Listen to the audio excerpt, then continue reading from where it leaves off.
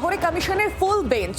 গতকালই শহরে এসেছে কমিশনের ফুল বেঞ্চ এবং কলকাতায় একের পর এক বৈঠকে জ্ঞানেশ কুমার। ঠিক তখনই এসআইআর ইস্যুতে চতুর্থ দিন ধর্মতলার ধর্ণা মঞ্চে মমতা বন্দ্যোপাধ্যায়। আজ চতুর্থ দিনে পদার্পণ করেছে মুখ্যমন্ত্রী মমতা বন্দ্যোপাধ্যায় এই ধর্ণা কর্মসূচি। বিস্তারিত আপডেট নেব সরাসরি আমার সঙ্গে রয়েছেন প্রতিনিধি শ্রেয়সী গঙ্গোপাধ্যায়। শ্রেয়সী, আজ চতুর্থ দিন কি ছবি দেখা যাচ্ছে?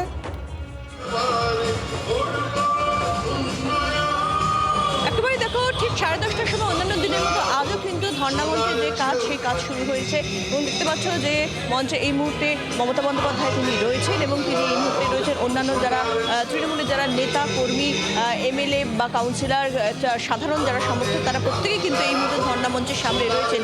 ফলে সার্বিকভাবে একেবারে যে প্রতিবাদের যে বিষয়টা নিয়ে গত 3 দিন ধরে বলা যেতে পারে যে মমতা বন্দ্যোপাধ্যায় এখানে রাত কাটাচ্ছেন। আজকে চতুর্থ দিন পড়ল অবস্থান বা ধর্নার, এবং সেক্ষেত্রে রাজ্যের মুখ্যমন্ত্রী, এই মুহূর্তের মুখ্যমন্ত্রী তিনি, এবং তিনি 3 বারের মুখ্যমন্ত্রী, সেইরকম একজন ব্যক্তি। এবং শুধু তাই নয়, তিনি রাজ্যের শাসক দল, সেই শাসক দলে তিনি সুপ্রিমো, সেই মমতা বন্দ্যোপাধ্যায় তিনি রাস্তায় রয়েছেন, এইভাবে দিনে রয়েছেন, রাতে থাকছেন রাস্তায়, বাড়ি ফিরছেন না।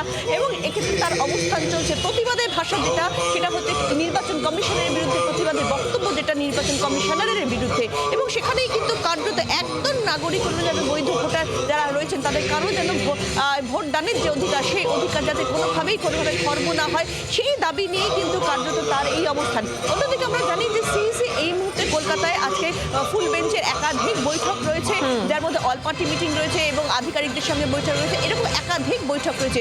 সেই জায়গা থেকে এভাবে নিশ্চিতভাবেই কিন্তু এটা একটা রাজনৈতিক নিশ্চিত চাপ, এটা মমতা বন্দ্যোপাধ্যায়ের পক্ষ থেকে, যেখানে তিনি এইভাবে রাস্তায় বসে রয়েছেন এবং তার যে বক্তব্য, সেই বক্তব্য কমিশনের বিরুদ্ধে, কমিশনের যে ভূমিকা, সেই ভূমিকার বিরুদ্ধে, যেখানে ইচ্ছে করে নাগরিকদের বাদ দিয়ে দেওয়া হচ্ছে। গতকালই তিনি এই সভামঞ্চ থেকে বলেছেন যে এক্ষেত্রে পশ্চিমবঙ্গের ক্ষেত্রে কিন্তু সব থেকে বেশি নাম বাদ দেওয়া হয়েছে, তেমনটাই কিন্তু তিনি সভামঞ্চ থেকে অভিযোগ করছেন। ফলে সেই জায়গা থেকে দাঁড়িয়ে একজনও বৈধ ভোটারের নাম বাদ দেওয়া চলবে না, সেই দাবিতেই কিন্তু কার্যত তার এই অবস্থান।